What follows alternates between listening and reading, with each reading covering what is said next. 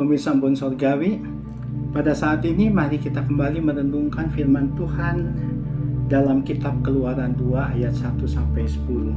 Saya akan beri judul kebenaran firman Tuhan ini dengan melepaskan semua kekhawatiran kepada Tuhan. Tapi sebelumnya mari kita berdoa bersama-sama. Tuhan, kami akan mendengar apa yang Tuhan ingin sampaikan bagi kami. Berbicaralah kepada kami untuk kami dapat bukan hanya mendengar, tetapi kami dapat mengerti, memahami, serta melakukan di dalam kehidupan kami. Terima kasih untuk kesempatan ini Tuhan. Dalam nama Tuhan Yesus saja kami berdoa. Saudara, dapatkah saudara membayangkan betapa sedih dan galaunya apabila seorang ibu melahirkan seorang bayi, lalu merawatnya, tetapi setelah 3 bulan, bayi itu harus mati.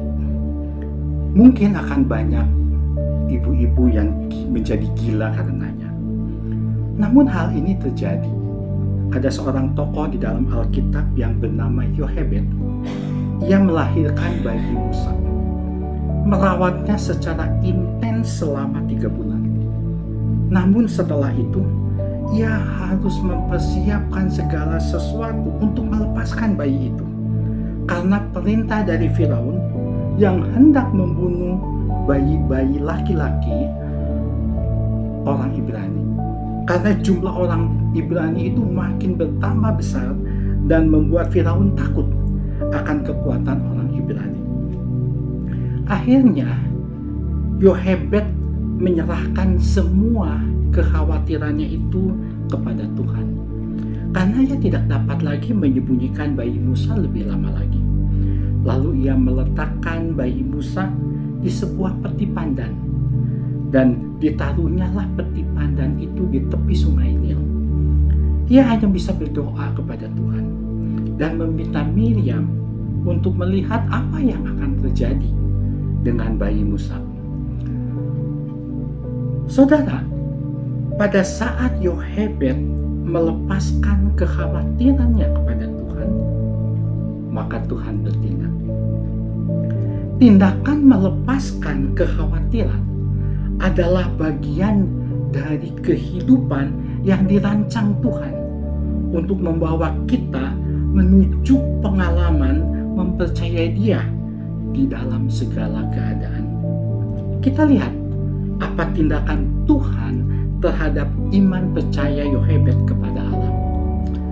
Saudara, bukan secara kebetulan kedatangan putri Firaun di tepi sungai Nil yang menaruh belas kasihan melihat bayi Musa. Ayat 6b mengatakan, tentulah ini bayi orang Ibrani. Itu yang dikatakan oleh putri Firaun. Sang putri menyadari bayi itu pasti bayi orang Ibrani. Putri Firaun bisa saja mentaati perintah ayahnya di dalam Keluaran pasal 1 ayat 15 sampai 16 untuk membunuh bayi laki-laki orang Ibrani. Tetapi Allah berencana memelihara bayi Musa melalui belas kasihan putri Firaun. Saudara, bukan kebetulan juga tiba-tiba Miriam memberanikan diri dan meyakinkan sang putri untuk menawarkan seorang inang penyusu dari antara orang Ibrani untuk menyusui bayi Musa. Akhirnya Yohebed kemudian diminta untuk menyusui bayinya dan ia diberi upah oleh putri tersebut.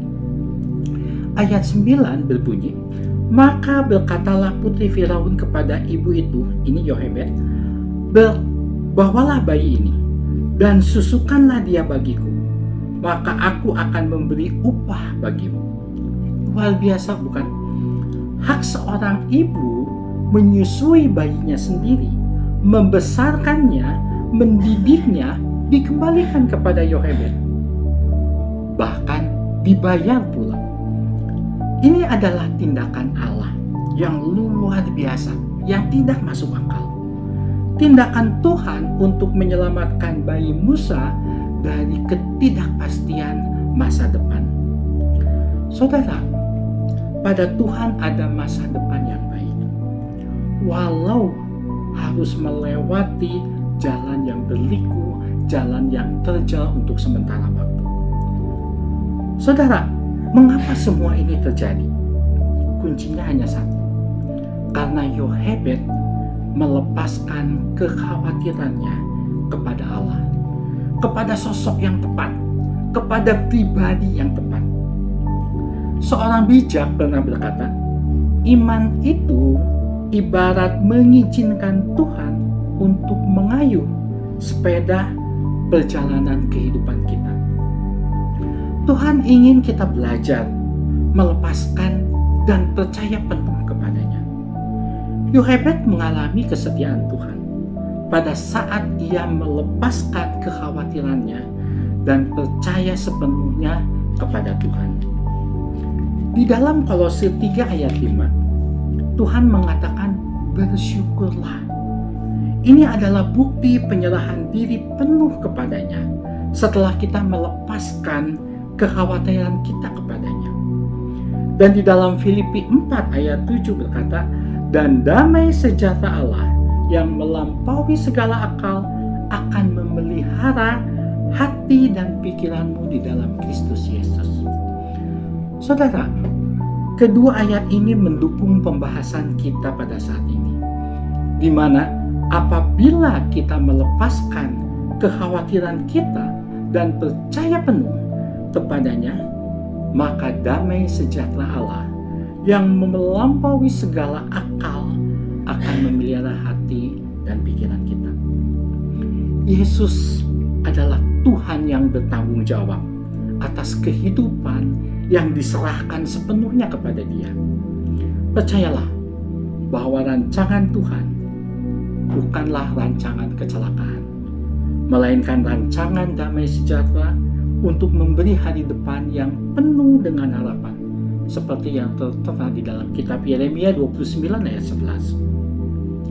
Jadi saudara, bertumbuhlah di dalam iman kepada Tuhan untuk setiap pengalaman hidup kita yang akan menjadi pengalaman iman bersama dengannya.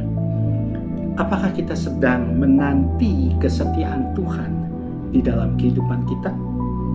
Inilah saatnya untuk kita belajar melepaskan kekhawatiran di dalam genggaman tangan kita dan menyerahkannya kepada genggaman tangan Tuhan. Percayalah kepada Tuhan dan izinkan Tuhan mengayuh sepeda kehidupan kita. Maka kita akan mendapatkan kesetiaan Tuhan di dalam setiap pengalaman kehidupan kita.